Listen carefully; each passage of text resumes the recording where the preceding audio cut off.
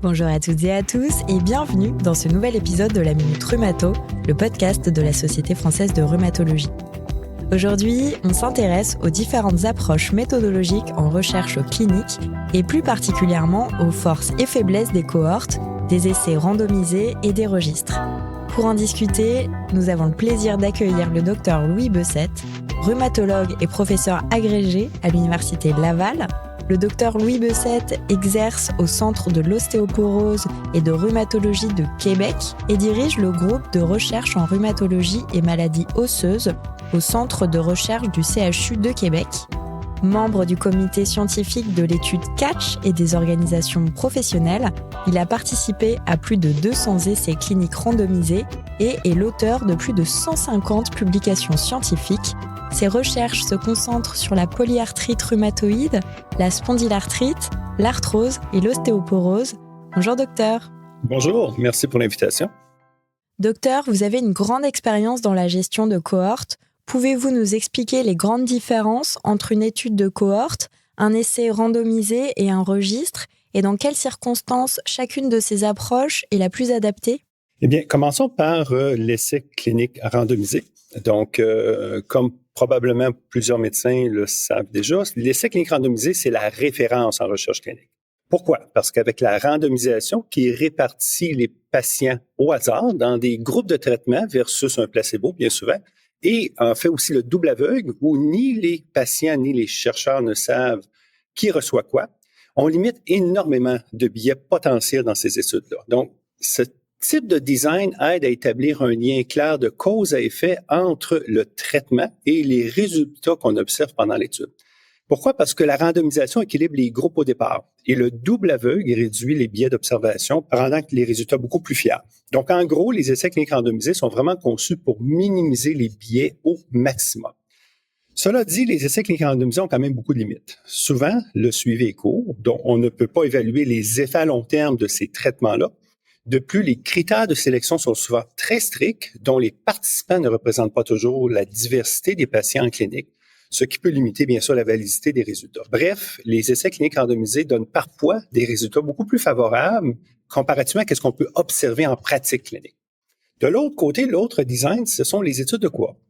Ces études suivent habituellement un groupe de patients sur une certaine période, sans randomisation au facteur de risque ou au traitement d'intérêt. Donc, l'investigateur n'a aucun contrôle sur ce que reçoit le patient.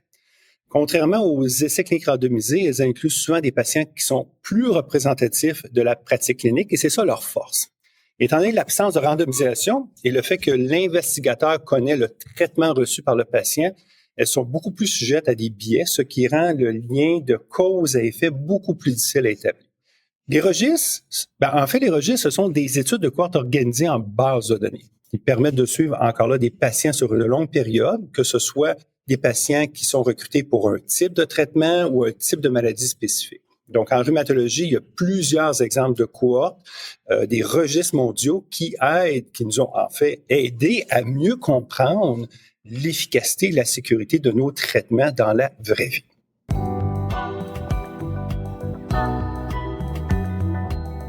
Quels sont, selon vous, les principaux avantages des cohortes dans la recherche clinique et quelles sont leurs faiblesses ou leurs limites par rapport aux essais randomisés, souvent considérés comme le gold standard? Comme je l'ai mentionné au début de mon exposé, les essais cliniques randomisés ont souvent un suivi assez court, ce qui complique l'évaluation de certains effets à long terme, surtout des risques associés à certains traitements qui peuvent prendre des années avant de survenir ou des complications plus rares. On a juste à penser aux complications cardiaques, des infections rares ou comme les cancers qui peuvent prendre plusieurs années à apparaître après le début de l'exposition. Même les extensions ouvertes de ces essais cliniques randomisés qui peuvent durer parfois plusieurs années, le problème, c'est que ces essais-là se déroulent dans des conditions très contrôlées où les groupes de patients sont homogènes, ce qui limite beaucoup l'application des résultats de populations plus diverses, comme celles que l'on voit dans notre pratique clinique. Donc, face à ces limites-là, les médecins peuvent se poser la question, est-ce que les résultats qu'on observe dans ces essais cliniques randomisés peuvent vraiment s'appliquer à leurs patients, qui sont souvent pas éligibles pour participer? Je fais beaucoup d'études cliniques et plus de 60% de mes patients ne peuvent pas être randomisés dans des essais cliniques randomisés. Ils sont souvent refusés dans les études parce que, par exemple, ils ont des antécédents de cancer, diverses comorbidités, de risques d'infection accrus, mais on doit quand même les traiter en clinique. Donc, arrivent les études de cohorte qui nous permettent de suivre des patients sur de longues périodes dans leur environnement habituel, ce qui donne des données beaucoup plus proches de la réalité clinique ou du clinicien. Elles sont très utiles pour étudier la fréquence des maladies, l'incidence des maladies, voir aussi l'efficacité et la sécurité des traitements en conditions réelles. On peut mesurer l'utilisation des ressources et bien sûr générer des idées pour des futures recherches. Le problème, c'est que ces études-là ont quand même plusieurs limites. Elles peuvent être sujettes à des biais comme le biais de sélection, le biais de surveillance, car il n'y a pas de randomisation au traitement ou aux facteurs de risque. Donc, par exemple, en rhumatologie, les biothérapies, les agents biologiques sont souvent donnés aux patients avec des formes plus sévères de la maladie, donc des arthrites plus actives, ce qui rend difficile la comparaison avec ceux qui prennent des traitements classiques comme le méthotrexate. Un autre exemple serait peut-être les patients à haut risque de cancer. Donc, eux pourraient être moins susceptibles de recevoir un traitement biologique si le clinicien pense qu'il y a peut-être un risque associé à un traitement biologique et de développer un cancer, ce qui va introduire un autre biais. Ça, on évalue les risques de cancer, bien sûr, à long terme avec la biothérapie. Donc, un des défis, c'est de choisir le groupe témoin pour évaluer la sécurité des traitements à long terme. Donc, ça peut poser problème dans certains cas. Il y a d'autres biais, comme le biais de surveillance, car les patients, comme j'ai mentionné, sont pas à l'aveugle. On sait, comme clinicien, comme chercheur, qu'est-ce que le patient reçoit, le patient le reçoit aussi. Et les patients, parfois, peuvent être suivis de façon plus stricte que par rapport à s'ils prenaient d'autres types de médicaments, comme seulement du méthotrexate. L'autre problème, c'est que certains registres ne collectent pas toutes les données sur les complications ou les données peuvent être parfois incomplètes. Donc, il y a des trucs, cependant, pour réduire ces biais, on peut croiser les registres avec des bases de données administratives comme celles sur les hospitalisations et les cancers. Un autre élément clé aussi à bien comprendre, c'est la durée de l'exposition dans ces registres-là. Donc, certains effets indésirables, comme par exemple les cancers, peuvent prendre des années avant de se manifester. Donc, cela soulève un peu la question, combien de temps doit-on observer une cohorte de patients pour vraiment évaluer la sécurité d'un traitement? Par exemple, donner un exemple, il y a certaines études de registre qui ont démontré qu'il y a un lien possible entre la prise de l'abatacept et un risque accru de cancer. Mais ce lien-là semble apparaître seulement après 2 à 5 ans d'exposition à la molécule. Donc, si la durée de suivi est pas assez longue, on va manquer cette association-là. L'autre élément aussi important, c'est qu'il faut tenir compte de l'évolution des patients dans les registres, recrutés dans les registres au fil du temps. Par exemple, les patients inclus aujourd'hui dans nos registres ont une activité beaucoup moins élevée de la maladie que ceux qui ont commencé les biothérapies inclus dans les registres au début des années 2000. Donc, comme l'activité de la maladie, puis bien sûr d'autres facteurs de risque peuvent influencer les résultats des complications, ça rend beaucoup plus difficile la comparaison de l'efficacité de la sécurité des traitements introduits aujourd'hui par rapport à une époque plus lointaine. Donc, en raison de ces biais-là, puis les variables externes qui peuvent influencer les résultats, les études de cohorte n'ont pas la capacité, comparativement aux essais cliniques randomisés, d'évaluer un lien de cause à effet entre l'exposition et les événements. Et même contrôler pour toutes les variables externes dans ce type d'étude est très complexe, même avec des analyses avancées. Bon, ceci étant dit, si on regarde les forces et les faiblesses de ces différents designs d'études-là, donc les résultats des essais cliniques randomisés et des études d'observation, en combinant ces résultats-là, on obtient quand même une vue beaucoup plus complète des avantages et des risques de nos traitements. Donc, ces deux types d'études se complètent très bien. Les études du monde réel, comme les registres et sur les bases de données en santé, offrent vraiment une perspective très précieuse, surtout pour évaluer l'efficacité en pratique, puis observer des événements beaucoup plus rares, comme certains types de cancers, comme j'ai mentionné, qui sont beaucoup plus difficiles à évaluer dans les essais cliniques randomisés.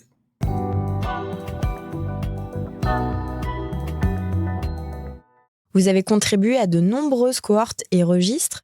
Pouvez-vous nous en dire plus et nous expliquer quels grands résultats ont été tirés de ces études? Oui, bien en fait, je suis membre du comité scientifique de CATCH, qui est la plus grosse cohorte d'arthrite rhumatoïde débutante au monde, pour laquelle on a plus maintenant de 10 à 15 ans de suivi de ces patients-là.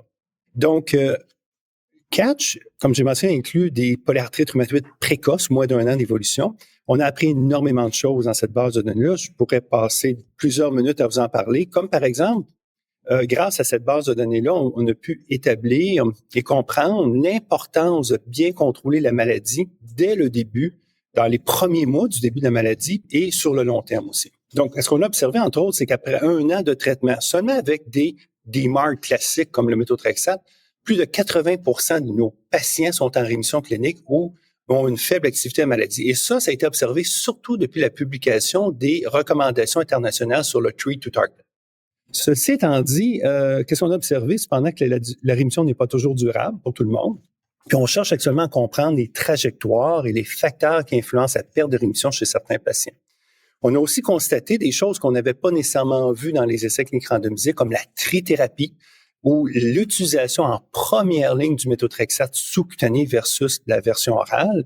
Ça nous permet de beaucoup mieux stabiliser la maladie au long terme puis réduire les besoins de changement thérapeutique.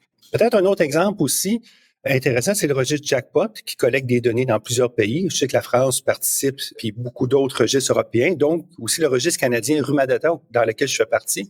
Donc, le registre Jackpot a regardé la sécurité, l'efficacité des inhibiteurs de JAK dans la vraie vie, la pratique courante. On a entre autres démontré qu'il y a une bonne persistance des inhibiteurs de JAK en monothérapie. On a démontré cependant qu'il y avait plus de risque de certains types d'infections comme le zona et que les inhibiteurs de JAK, c'est quand même une bonne alternative aux biothérapies avec une rétention sur le traitement qui est possiblement plus longue comparativement à un anti-TNF.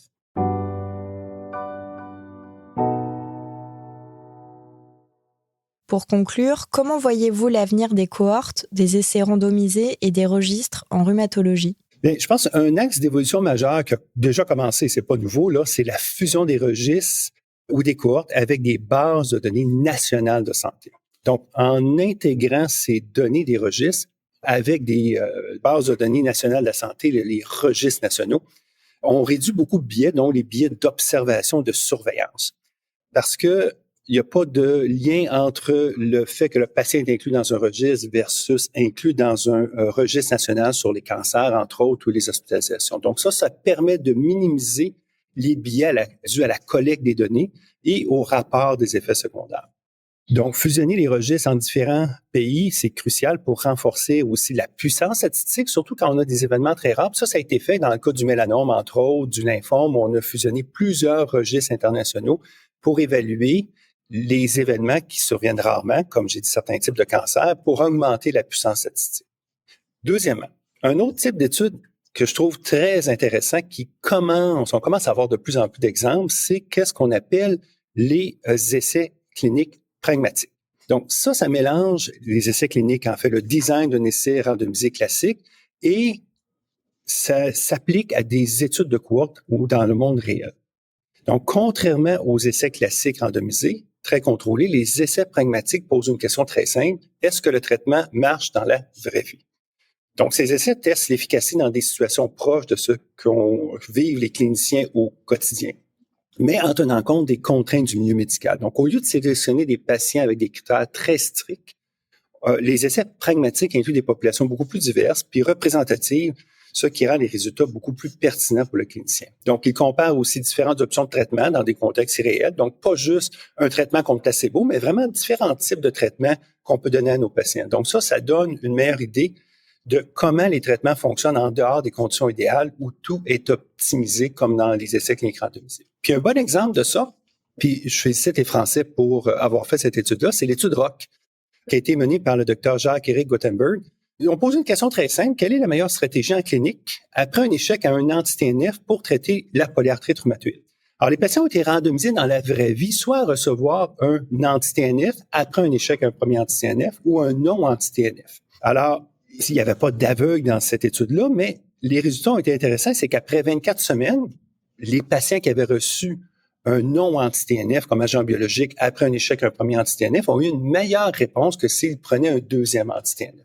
Et ça, c'est une étude de vraie vie, là, vraiment un essai clinique pragmatique. Pour terminer, avant de conclure, j'aimerais juste insister sur un point. Je dévie peut-être un peu de la conversation sur la force et faiblesse des études, mais je pense qu'il y a quand même un lien.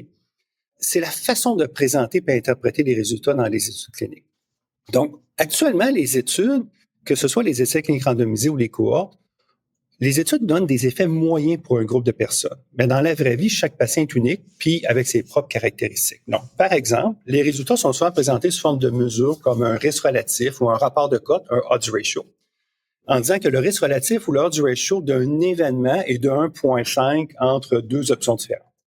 Mais qu'est-ce que le médecin veut vraiment savoir, c'est l'impact concret et personnalisé sur ses patients en tenant compte de leurs propres facteurs de risque.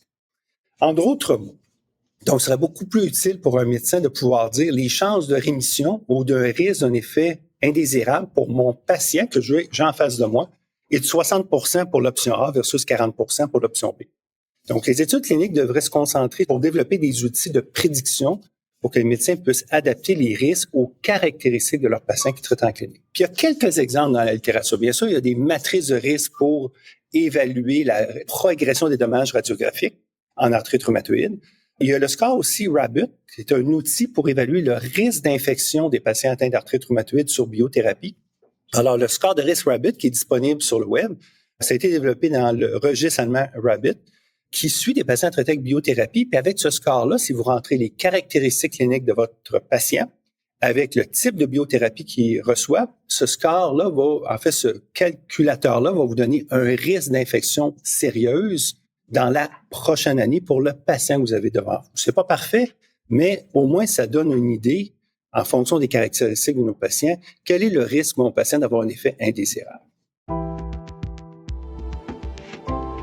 Merci beaucoup, docteur, pour ces explications sur les différentes approches méthodologiques en recherche clinique et leur application à des maladies comme l'ostéoporose. Chers auditeurs, j'espère que cet épisode vous a été utile. N'oubliez pas de vous abonner à la Minute Rhumato sur vos plateformes d'écoute préférées. À très bientôt pour un nouvel épisode.